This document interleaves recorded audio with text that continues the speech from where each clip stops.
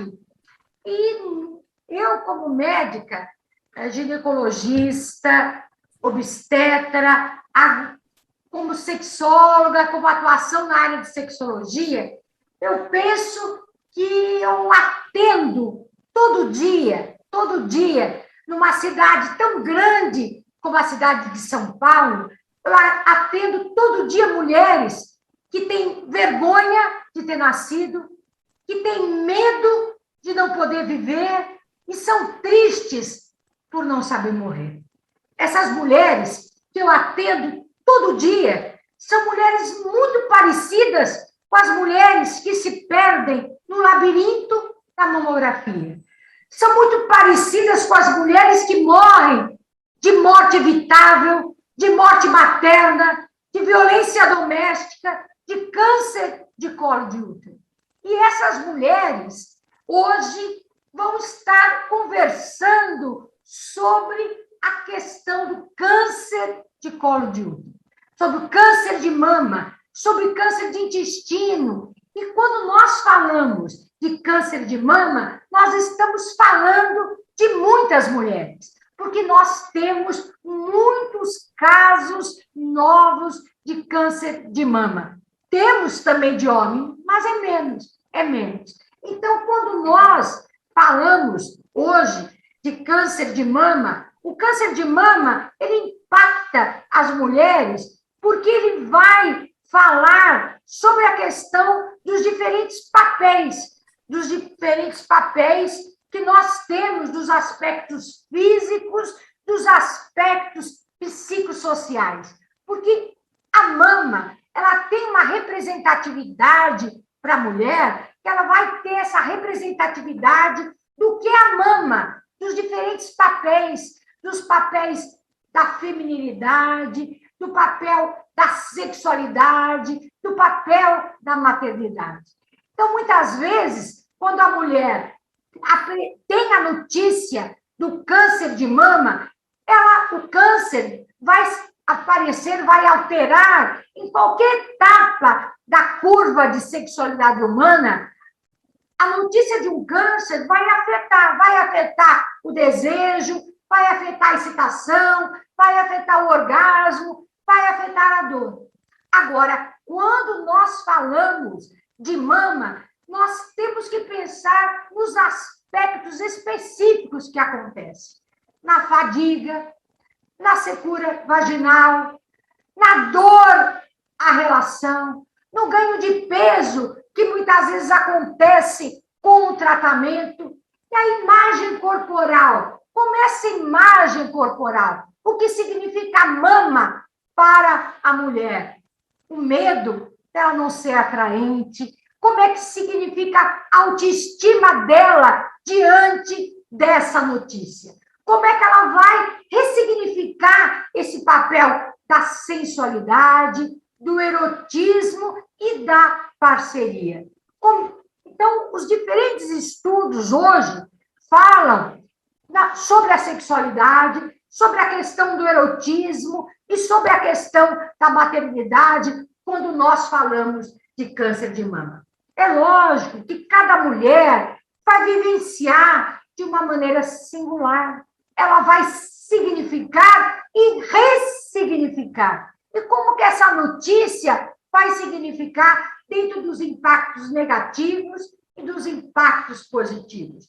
Como essa mulher vai entender os diferentes tratamentos? Porque o tratamento de mama, o câncer de mama, ele tem o tratamento cirúrgico. E como parte do tratamento, muitas vezes se tem a quimioterapia, se tem a radioterapia, se tem os tratamentos, os antiestrogênios, e isso vai impactar demais sobre a qualidade de vida.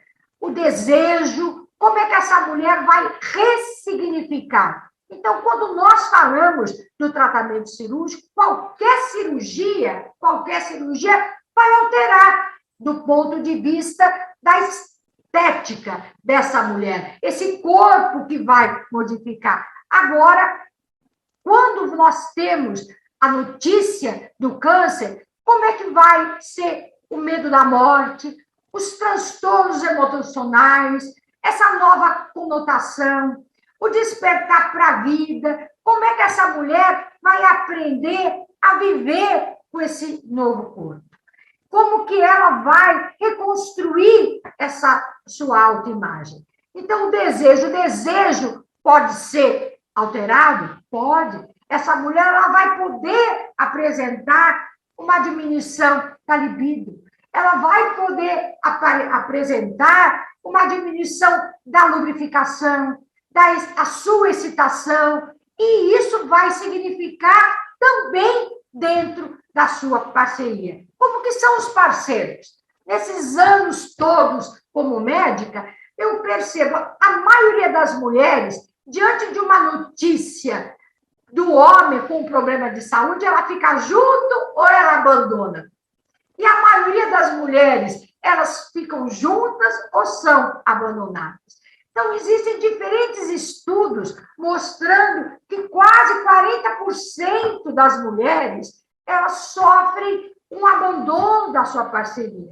Como isso significa em termos do trabalho? Como é que essa mulher vai ressignificar essa questão do trabalho? Como é que ela vai se despir? Como é que ela se despir?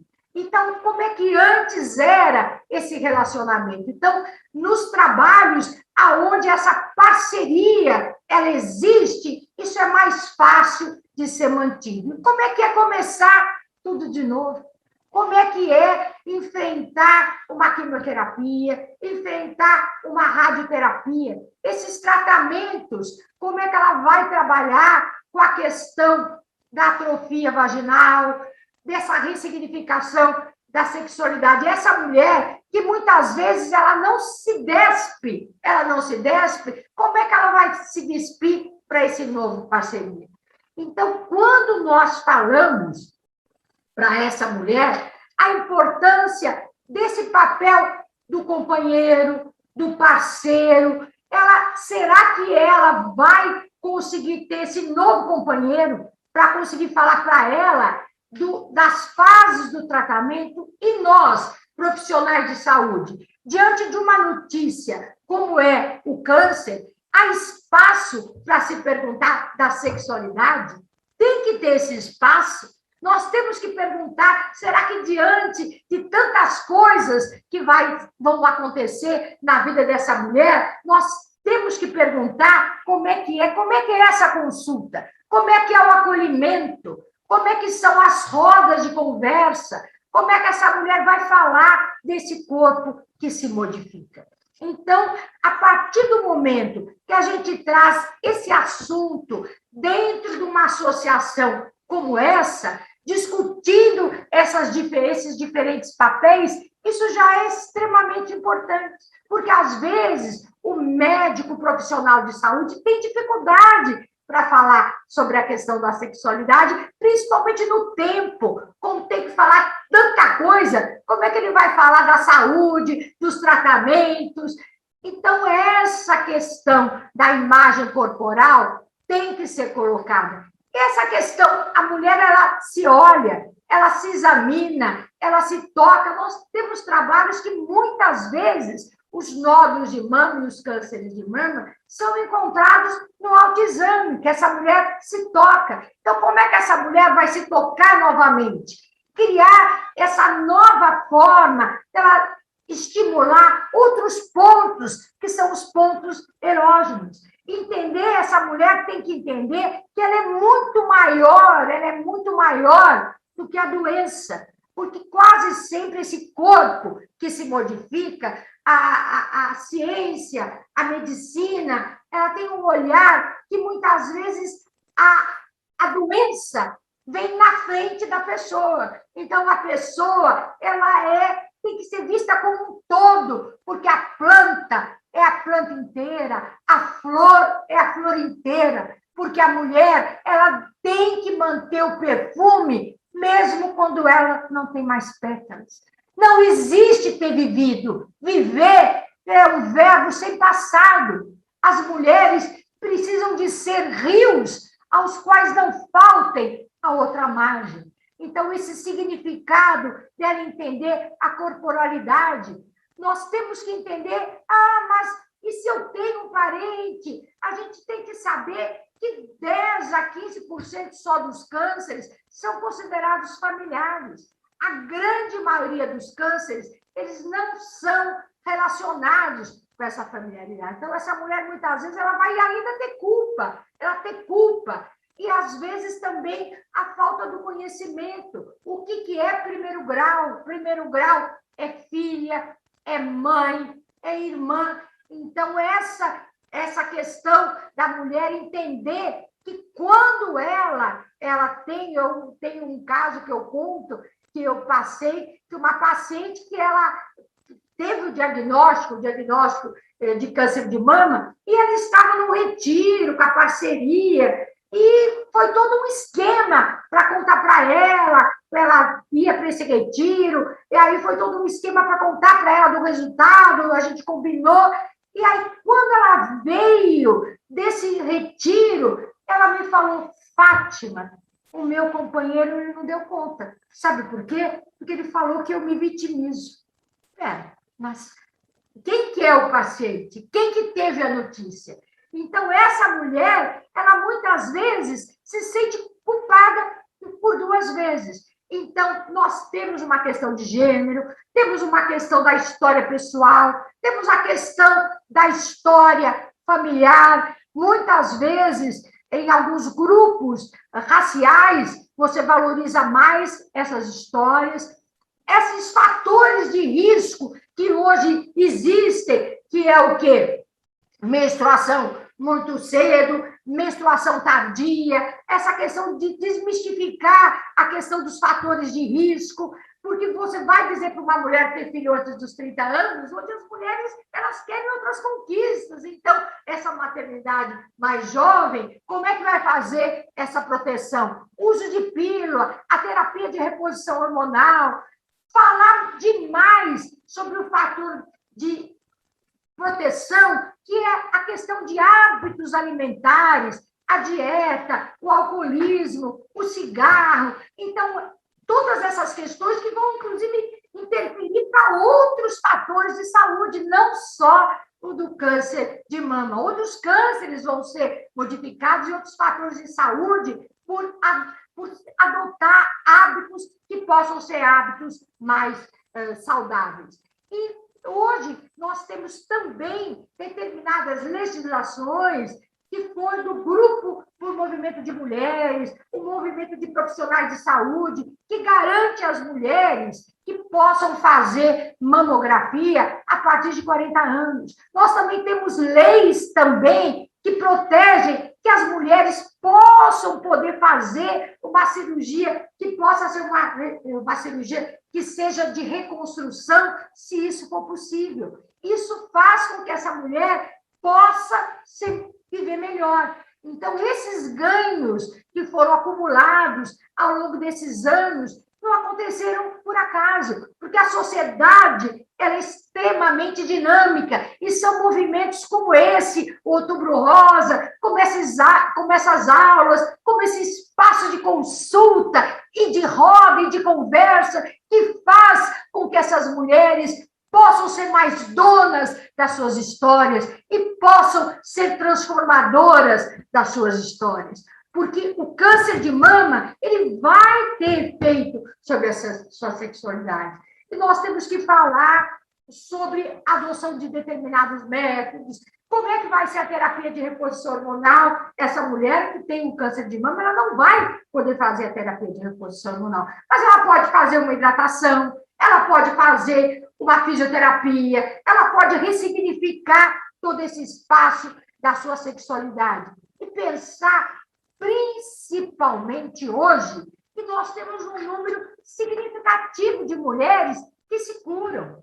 Então, você tem 50% das mulheres, elas vão sobreviver, vão viver, então vão passar por esse período dentro desse casamento, dessa parceria. Então, é muito importante que os serviços de saúde entendam também como uma qualidade de vida a sexualidade. A sexualidade, ela é um pilar da qualidade de vida. Então, essa mulher, como é que ela vai viver? Não é só viver, é como ela vai viver. Como é que vai ser o seu trabalho? Como é que vai ser o seu olhar sobre esses novos estados de aceitação e de acolhimento? Porque sempre que nós falamos, nós temos que pensar sempre que mulher, que paz, que liberdade, transformação, direitos, são palavras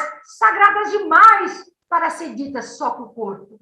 Essas ações de saúde, elas devem ser ditas com emoção, com acolhimento, com rodas de conversa, com as mulheres saberem sobre o seu próprio corpo e terem ideia de que a vida vai continuar, porque essas transformações são palavras sagradas demais para ser dita só com a boca, para ser dita com ações de saúde, com ações que possam ser transformadoras. Muito obrigada. Eu queria agradecer demais esse espaço dentro do Outubro Rosa. Queria homenagear a todas as mulheres que são mulheres vitoriosas, aos seus parceiros, a essas mulheres que estão juntas nessa grande roda para que nós, mulheres, possamos ser donas da nossa história, do nosso corpo e de novos significados. Que vivam as mulheres e vivam as mulheres brasileiras. Muito obrigada. Oi, Fátima, nós que temos que lhe agradecer pela aula excelente, com tanta emoção, com tanta empolgação. Excelente, excelente a aula. Eu queria só fazer um comentário aqui que você falou das dificuldades, às vezes da falta de tempo dos profissionais da saúde, perguntar sobre a sexualidade dessas mulheres. E o quanto é importante a gente, nós, né, que eu também sou fisioterapeuta, também tenho que me inserir nesse contexto, da gente tentar abordar e deixar claro o quão importante é essa vida sexual durante o tratamento, no pós-operatório, durante até quando ela já estiver curada. Porque muitas vezes a gente percebe que elas têm dúvidas e têm medo de voltarem a ter uma vida sexual ativa. E elas têm vergonha de perguntar. E se a gente também não questiona, fica tudo muito velado. Muito bom. Excelente aula, Fátima. Agora com a Aline. A fala é toda sua, fica à vontade. Gente, é um prazer imenso estar aqui, ao lado da Fátima, no Departamento de Disfunções Sexuais Femininas, ao lado da Isabela, que eu acabei de conhecer, da Débora, falando para esse grupo tão seleto, tão importante, que é o grupo da ABENS, sobre esse tema, né, que a gente sabe que é um tema ainda pouco explorado, né? Então, falar de sexualidade já sei que para a gente não, mas para os profissionais de saúde de forma geral, não é um tema fácil. Sexualidade nesse grupo específico, menos ainda, né? Então, é um prazer imenso estar aqui. Fiquei, assim, ouvindo a Fátima falar, né, da experiência dela, e fiquei pensando que eu acho que a gente não combinou, mas é como se a gente tivesse combinado, né? Porque eu acho que eu vou pegar daqui, da sua fala, de que saúde sexual é qualidade de vida, né? E da fala da Isabela de que a gente tem que perguntar, a gente tem que falar, a gente tem que lidar com essa questão, que é tão importante para as mulheres que estão vivenciando ou que sobreviveram ao câncer de mama, né? Então, para quem não me conhece, eu sou psicóloga, sou doutora em saúde mental e coordeno o núcleo de disfunções sexuais do IPUB, da UFRJ. Então, quando a gente pensa as dificuldades sexuais de forma geral, acho que a primeira coisa para a gente pensar é que essa pessoa que tem uma dificuldade sexual, e observe que eu não estou chamando aqui de disfunção sexual, a gente sabe que no câncer é super prevalente, mas eu estou aqui falando de dificuldades que não necessariamente são disfunções. Essa pessoa, ela está inserida em um contexto, né? A dificuldade sexual, ela é sempre e precisa ser vista dentro de uma lógica biopsicossocial, né? Então, a gente vai ter fatores fisiológicos, inúmeros, fatores aí, no caso, né, da própria patologia, do tratamento, enfim, de todas as questões que o câncer gera em si, mas a gente vai ter os significados atrelados a isso, os fatores intrapsíquicos, as dificuldades sexuais pregressas dessa pessoa, dessa parceria. A gente vai ter esse ambiente sociocultural, eu vou falar um pouco melhor disso, né? Assim, quem é essa pessoa, de onde ela vem, qual é o contexto de desenvolvimento dela, e as questões de relacionamento com a parceria, como a Fátima colocou, super influenciadas, né? As estatísticas todas falam do impacto imenso que o câncer de mama tem nas parcerias. E acho que é importante a gente pensar que o nosso cuidado, enquanto profissional de saúde, na sexualidade, é parte de um cuidado integral, né? E aí eu selecionei aqui imagens que representam, primeiro, a necessidade da gente entender a identidade cultural dessa pessoa que está na nossa frente. Então, quem é essa pessoa? É uma mulher negra? É uma mulher lésbica? É alguém que não se identifica como mulher? É uma mulher muçulmana? É uma mulher de origem judaica? É uma mulher branca? É uma mulher rica? É uma mulher jovem? É uma mulher com filhos? É uma mulher sem filhos? Enfim, quem é essa mulher? Né? E que significados estão atrelados na construção da subjetividade dela. Como que ela foi construindo o que a gente chama de autoesquema sexual dela, ou seja, como é que ela se entende, o quanto que aquele seio é importante ou não, como é que ela entende que ela é desejável ou não, sexualmente competente ou não, né? Quando a gente fala de sexualidade, eu acho muito importante a gente pensar na ideia do prazer para além da função, né? Então, assim, essa mulher não consegue ter penetração, mas ela consegue ter prazer, ela consegue ter função sexual, né? Ou seja, a gente pensar numa lógica positiva de sexualidade dentro das possibilidades, eu vou explorar muito mais essa história, para a gente poder estar ao lado dessa mulher no sentido de construir para ela autonomia sobre essa nova fase de vida, né? Então, como que ela vai conduzir a sexualidade dela com o nosso apoio de forma autônoma, de um jeito que faça sentido para ela.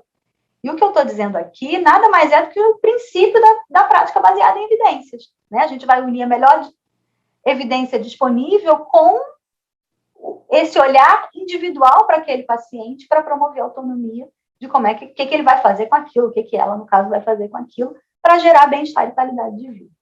Então, vou aqui pensar algumas coisas com vocês, né? Se a gente pensar na queixa sexual, eu gosto de pensar na queixa sexual como se ela fosse uma pirâmide, ou seja, a gente vai ter lá no topo da pirâmide o que os pacientes estão trazendo para a gente, né? Os comportamentos sexuais, a questão fisiológica, a maneira como eles estão processando a informação, mas logo abaixo, né, da pirâmide, a gente vai ter mitos, regras, crenças sobre o comportamento sexual, o que deve ser, o que não deve ser, aspectos do relacionamento, ou seja, outras coisas que, se a gente for perguntando, a gente vai descobrir, antecipação de consequências, né? Então, assim, eu vou perder a mama e o meu marido não vai me desejar mais, se eu não conseguir fazer penetração, como é que vai ser? Eu não sou uma mulher completa, enfim, 1000 regras e mitos que estão por aí. E mais ainda na base, a gente vai ter as questões que conversam muito com a identidade cultural, que são as crenças sobre si, as crenças sobre os outros, os valores morais, religiosos, familiares, tudo que a gente vai aprendendo nas experiências sexuais anteriores. Ou seja, a queixa sexual, ela é a ponta de um iceberg que tem uma pessoa ali que vem significando e gerando significados ao longo de todo mundo. E aí, quando a gente vai olhar para o caso, é importante a gente entender essa tríade que eu chamo, né, de significados que vão compor como a pessoa se entende, né? Então, que crenças ela tem sobre a sexualidade normal? Qual é o autoesquema sexual dessa pessoa? Quais são as crenças que ela tem sobre a sexualidade da parceria? E como que, a partir disso, ela vai construindo, se isso, então... E vai construindo o seu repertório sexual, construindo o seu comportamento sexual, e muitas vezes a dificuldade sexual se dá nesse sentido. Então, assim, se o sexo normal é um sexo penetrativo, e eu preciso ter as 2 mamas, e eu preciso ter desejo, e eu não tenho mais desejo, o meu parceiro precisa disso, então o que eu faço? Né? Eu vou para a cama mesmo assim, eu experimento dor, eu conto para o meu parceiro, eu não conto que eu estou com desejo, que eu não estou com desejo, ou seja, todos esses comportamentos, eles são moldados pela forma como as pessoas acreditam, né, que o sexo deve ser, como, né, com os valores e as crenças que elas têm. Então, estou dizendo isso, quando a gente for conceitualizar o caso, né, e aqui eu não estou falando só da psicologia, eu estou falando para profissionais de saúde de forma geral, para a gente poder investigar um pouquinho. Então, quanto mais individualizado e estou aqui tentando trabalhar com vocês com aquele mito de eu não tenho tempo. Né? Eu sei que muitos profissionais que não são da área da psicologia já não têm muito tempo para abordar tudo isso. E vou trazer aqui algumas alternativas simples de vocês abordarem e conseguirem investigar esses aspectos que são super importantes para a gente entender a queixa sexual daquela pessoa. Então, há um tempo atrás, eu construí essa ferramenta, que são os baralhos da sexualidade, que servem para várias coisas, mas esse é um dos baralhos, né? Tem algumas cartas aqui que eu selecionei, que ajudam a gente a investigar a sexualidade. Então, tem cartas do tipo, antes o sexo era, agora o sexo está, que ajuda a trazer esse assunto. Como que eu me sinto próximo dele, como que eu me vejo sexualmente, o que eu me sinto atraído, o que eu gosto, o que eu não gosto, qual é a importância do sexo no relacionamento, eu tenho vergonha, eu considero o meu corpo, o que a gente tem feito para lidar com as dificuldades sexuais advindas do câncer, enfim. São formas lúdicas da gente trazer essa história para consulta em 2 minutos. Né? Então, assim, eu posso trazer, eu posso usar as cartas, eu posso simplesmente fazer a pergunta, mas estou aqui tentando ajudar vocês, né, com insights para a gente não ter mais aquela história de assim, não consegui, não era prioridade, não deu para eu abordar a sexualidade. Porque, no fundo, a gente sabe que uma das grandes barreiras que as mulheres enfrentam são as próprias dificuldades dos profissionais de saúde em abordar a sexualidade. E aí eu acho que parte das dificuldades da nossa formação, então, mais uma vez aqui agradecendo a ABEMS essa possibilidade, né, da gente poder falar disso, porque, assim, os profissionais de saúde, onde que eles vão encontrar evidências, né, que vão nortear a atuação deles em relação ao câncer, em relação à sexualidade no câncer? A maior parte dos profissionais de saúde não sabe nem de uma coisa especificamente, nem de outra, muito menos da junção das duas coisas. Né? Então, como que é importante a gente poder falar disso e ajudar esses profissionais em onde eles podem achar informação, né? Porque, assim, de quem é a responsabilidade por obter informações? Então, se eu estou recebendo no meu consultório uma paciente que tem câncer de mama, eu não preciso que ela me conte qual é o impacto do tratamento, o que está acontecendo, né? O que está acontecendo na vida dela. É claro que é importante eu ouvir a experiência dela, mas eu preciso saber o que perguntar, para onde direcionar, né? Então, é importante que a gente tenha conhecimentos específicos sobre as dificuldades dessa população para que eu possa atuar na psicoeducação sobre a doença e as suas repercussões, para que eu possa fazer uma psicoeducação que seja específica, que seja certeira, que traga informações relevantes para aquela pessoa, né? Porque muitas vezes, quando a gente age baseado em boa intenção e pouca informação, a gente acaba trazendo, né, uma atuação que pode ser, inclusive, iatrogênica. E aí vou trazer para vocês aqui alguns modelos que existem na literatura. Então, existe o modelo Better, né, que foi um modelo especificamente pensado para a sexualidade de pacientes com câncer, aí em 2005, e que vem ajudando a gente a lembrar o que a gente precisa fazer. Né? Então, primeiro, trazer o assunto, né, sempre lá, desde o modelo Clist, tragam o assunto, a responsabilidade de trazer o assunto é nossa. Né? Explicar que a sexualidade é parte da qualidade de vida e precisa ser discutida, ou seja, normalizar o fato de você estar falando da sexualidade daquela mulher. Dizer às pacientes que você vai ajudá-la, né, com recursos, com outros profissionais, com o que você precisar fazer. Né? Usar essa informação e trazer essa informação a qualquer momento. Né? Então, não ficar pensando, será que agora é a hora? Será que não é a hora? Será que eu só tenho 5 minutos? Ou seja, trazer a informação. Né? Educar os pacientes, né, psicoeducar, educar os pacientes sobre o impacto do câncer, sobre o impacto do tratamento, a gente poder discutir isso abertamente. E a gente fazer notas, né, e tomar notas do que as pessoas estão dizendo para a gente conseguir pensar um pouco a nossa intervenção. Mas estou aqui trazendo para a gente pensar que, assim, essas dificuldades na abordagem desses pacientes, elas são compartilhadas por todos nós, né? Elas estão aí na literatura e tem sido pensado maneiras de tentar simplificar esse processo exatamente para vencer essas nossas barreiras. Então, quando eu falei para vocês da psicologia da queixa sexual, a informação, ela ajuda muito a mexer nesse aspecto aqui da pirâmide. Né? Então, muitas vezes, com informação de qualidade, com informação certeira, se eu ouço aquela pessoa com atenção, acolho ela, né, dou permissão, como a gente gosta de dizer, e aí trago a informação certeira, eu consigo mexer muitas vezes naquela queixa sexual. Entretanto, para que eu possa fazer sugestões específicas, aí eu preciso de uma abordagem um pouco mais individualizada, como eu tinha dito. Né? Então, eu preciso entender que mulher é aquela, que parceria é aquela, qual é a origem daquela mulher, qual o significado que aquela história toda tem para ela, qual o significado do sexo para ela, para a parceria. Se eu puder trazer essa parceria a literatura mostra que intervenções que envolvem a parceria têm muito impacto na qualidade de vida dessas mulheres, né? Então, quanto mais individualizada for a abordagem que eu conseguir fazer, muito mais chance eu tenho de conseguir ser efetiva, né? Então, como é que eu avalio, como é que eu conceitualizo a dificuldade daquela pessoa, daquela parceria? Quanto mais direta for a minha linguagem, melhor, né? Eu sei que aqui na Vênus a gente provavelmente não tem dificuldade de falar de sexo, mas os profissionais de saúde, de forma geral, têm muita dificuldade de falar de sexo, então, às vezes, eles não conseguem nem estruturar qual é a linguagem que eles vão usar. Então, a gente tem que perguntar claramente, né? Qual é o impacto no seu desejo, qual é o impacto no seu prazer, qual é o impacto na sua vontade de fazer, na frequência, né? Como é que você se sente, você transa de sutiã, você transa de luz apagada, mudou alguma coisa no que você fazia, como é que tem sido para você, como é que tem sido para sua parceria, né? E coloquei aqui como uma provocação um vínculo com o e-paciente, né? Então, lembrando que nem todo mundo se identifica com gênero feminino, né? Os pacientes com câncer de mama, mas a gente precisa ter um vínculo genuíno com essa pessoa para a gente conseguir sugerir o que quer que seja, né? Então, muitas vezes, a sugestão, ela não vai ser alguma coisa que a gente vai conseguir fazer de cara. A gente vai precisar conhecer um pouquinho, mas ainda assim vale muito a pena. E tem um outro modelo, que inclusive eu fui parte do grupo que publicou esse modelo, originalmente pensado para pacientes coronariopatas, ele está publicado no Canadian Journal of Cardiology, agora em 2016, que a gente pensou em modelos de sugestão específica para pacientes coronariopatas, né, que levam em consideração as diferentes possibilidades de atividade sexual. Então, é o que a gente chamou de modelo Kitome, né, como um acrônimo para kissing, toque, sexo oral, né, então beijo, toque, sexo oral, masturbação e penetração.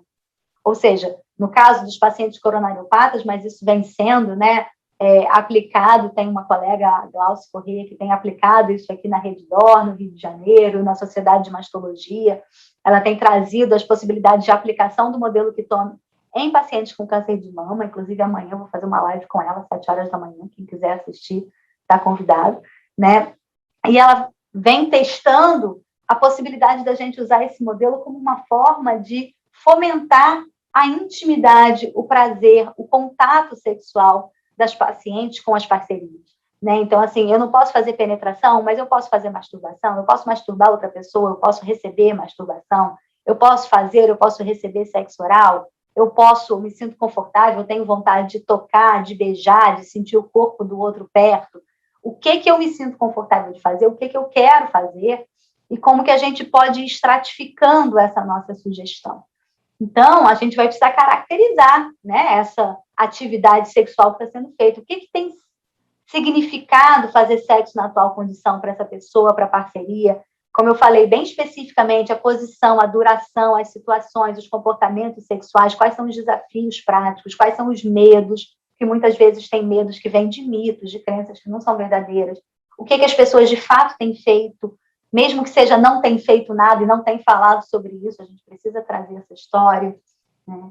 E aí aqui tem uma outra possibilidade que eu estou trazendo para vocês, que é o uso do baralho da sexualidade como uma forma de flexibilizar o repertório sexual. Então, assim, eu quero sugerir, quem sabe eu não trago essa paciente, se eu tiver mais dificuldade de falar com ela, coloco algumas cartas e digo assim, pensa nisso que está aqui, o que disso você acha que você teria vontade?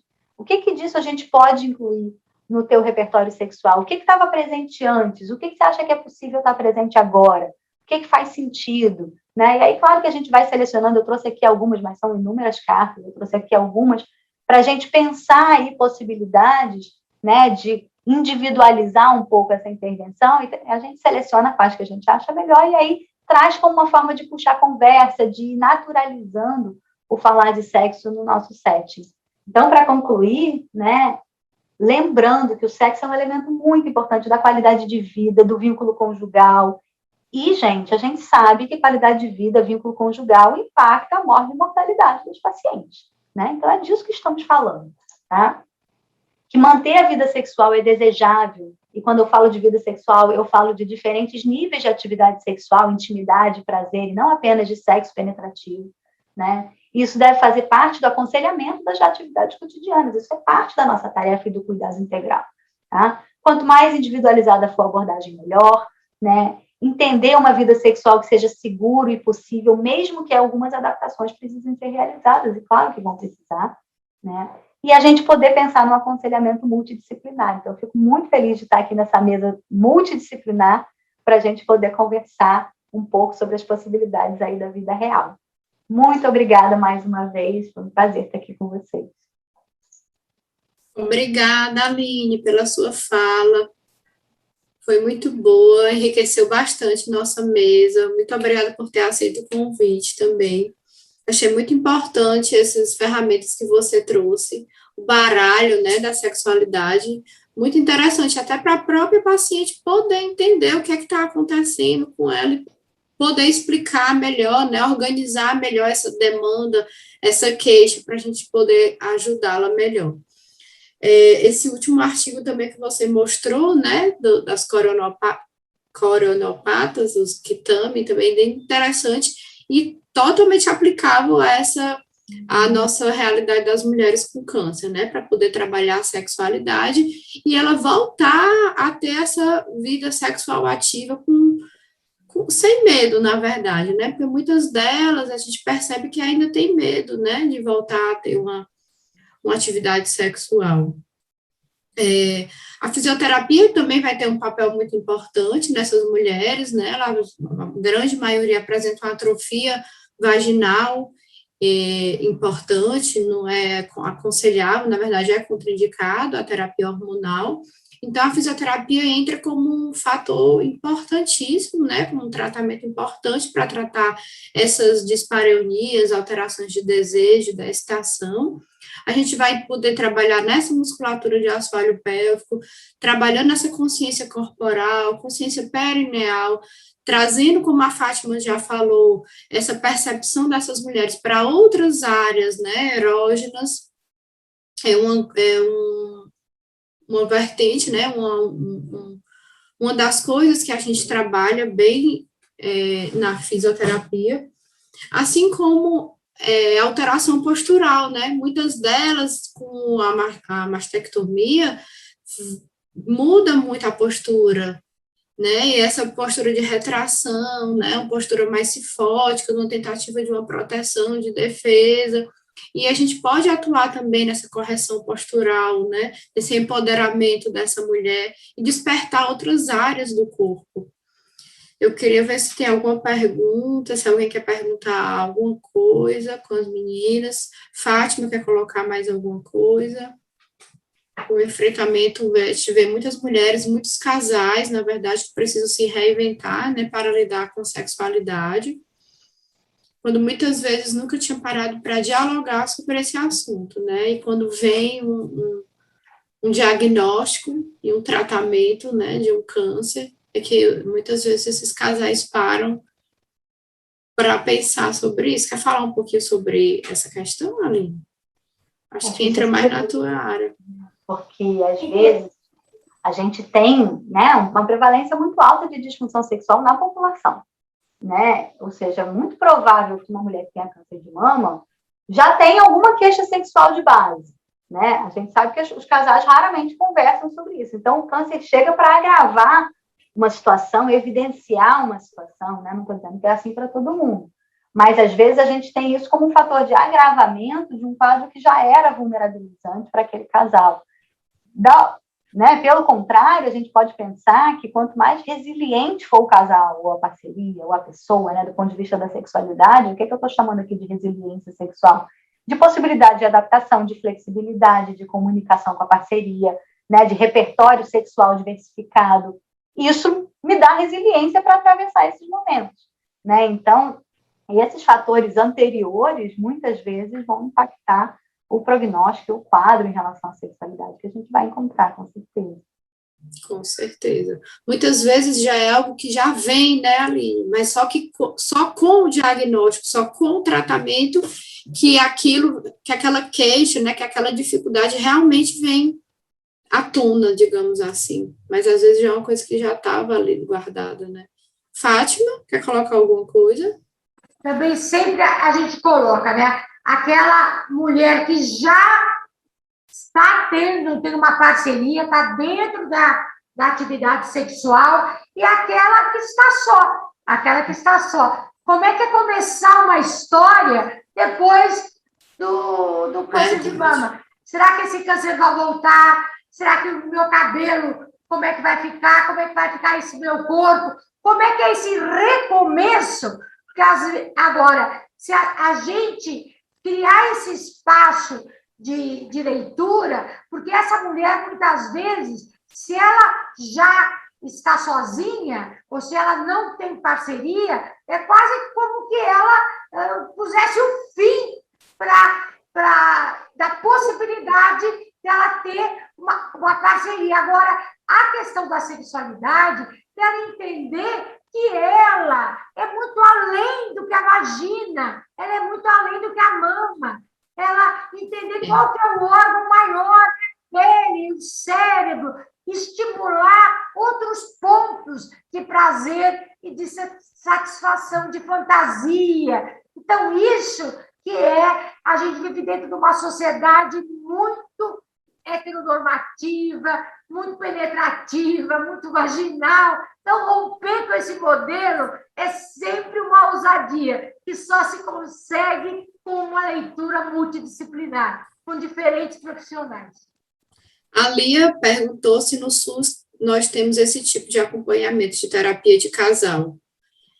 Aqui na Maternidade Escola, aqui em Fortaleza, no Ceará, a gente tem um serviço de sexualidade humana, que a Débora Brito coordena, que ela faz a parte da terapia sexual. Muitas vezes recebe os parceiros, também as parcerias, e eu faço a fisioterapia. Diversas vezes, né, quando necessário, a gente atende essa paciente em conjunto, a fisioterapia com a terapia sexual, e juntamente também com a parceria. E vocês aí no Rio e São Paulo, gente, tem algum serviço? A gente tem poucos serviços que façam terapia sexual de casal, né? Acho que estava aqui pensando que todas as universidades, todos os centros que têm formação de psicólogos têm terapia, né, gratuita nos SPAs, que são serviços de psicologia aplicada, mas a maior parte deles não tem serviços de terapia sexual. Então, acho que é uma questão, eu até vi aqui também que alguém colocou, né, que precisamos ter serviços de sexualidade ou profissionais capazes de falar de sexualidade dentro dos serviços de saúde. Porque acho que não adianta também referenciar para fora que os serviços de fora não vão dar conta, né, da quantidade de demanda. E quando você acha que a gente pode encaminhar para um profissional especialista em sexualidade, Aline, essa paciente? Olha, eu acho que logo no rastreio, né? Se a gente pensar na prevalência de disfunção sexual em mulher com câncer de mama, se acima de 80%, é no rastreio. Então, assim que essa mulher chegar, a gente só pode encaminhar direta com uma medida de prevenção, né? Na melhor das hipóteses. Já para trabalhar psicoeducação sexual, não é isso? As crenças. Sim, trazer essa parceria, eu acho que a gente faz uma redução de danos importante aí. Aguardamos a queixa ou acham que vale a pena encaminhar de maneira preventiva, né? Para rastreio, foi isso que a gente acabou de falar. Sinto que existe carência de serviços de oncossexualidade no nosso serviço de atuação ao câncer. E a gente pensar que nós estamos falando do câncer de mama e temos o câncer de colo de útero também, onde você tem a cirurgia, onde você tem a radioterapia como critério ouro de tratamento. Então, se perguntar, vai acontecer. Vai ter, é só ter espaço de perguntar. Acho que existe essa demanda, né? Então, esse olhar, que às vezes a gente pergunta em que momento, está no fim da consulta, e agora se vier, o que eu vou fazer, o que eu vou falar, como é que eu vou resolver. Eu acho que, a partir do momento que você discute, você vai desmistificando e vai trazendo esse olhar. Então, hoje, falar de sexualidade dentro da faculdade, das diferentes faculdades, de diferentes profissionais de saúde, você vai criando essa ponte. E essa ponte vai fazer essa transformação com essa associação. Eu acho que a gente precisa dessas pontes para fazer a desconstrução, a construção e o ressignificado. É isso que eu acho que é um desafio cotidiano para nós. Né? Sim, sim. Fátima, tem se usado muito, né, os tratamentos agora, né, com laser, radiofrequência. Você tem alguma experiência do laser fracionado em CO2 para atrofia vaginal, genital, por câncer de mama? Olha, você tem estudos, a sociedade americana, ela não determina como uma norma o laser, a radiofrequência, mas são estudos que estão sendo colocados como uma opção, né? Não pode ser só isso, né? Então, fazer qual é o número de vezes, qual é o espaço entre eles, mas pensar que a hidratação e esse estudo de ter mais colágeno é algo que está sendo colocado. E isso faz uma saída, porque você vai ter a mulher que vai entrar na menopausa como uma questão do tratamento e aquela que ainda vai poder estar tomando antiestrogênio, no caso de tumores que tem receptor positivo para o estrogênio. Então, o laser, as radiofrequências são, junto com a hidratação, uma saída de possibilidade para as mulheres. Né? Então, precisa ter estudos, mas é isso que está sendo feito em muitos serviços atualmente. Meninas, então, queria agradecer mais uma vez a participação de vocês, assim como o convite que me foi feito para estar aqui hoje, ouvindo as 2 aulas que foram excelentes. Muito obrigada, Fátima, muito obrigada, Aline. Vamos encerrar aqui e até mais. Muito obrigada, muito obrigada. Obrigada, Tchau. Fátima. Tchau. Outubro. Foi um prazer. Boa noite para todos.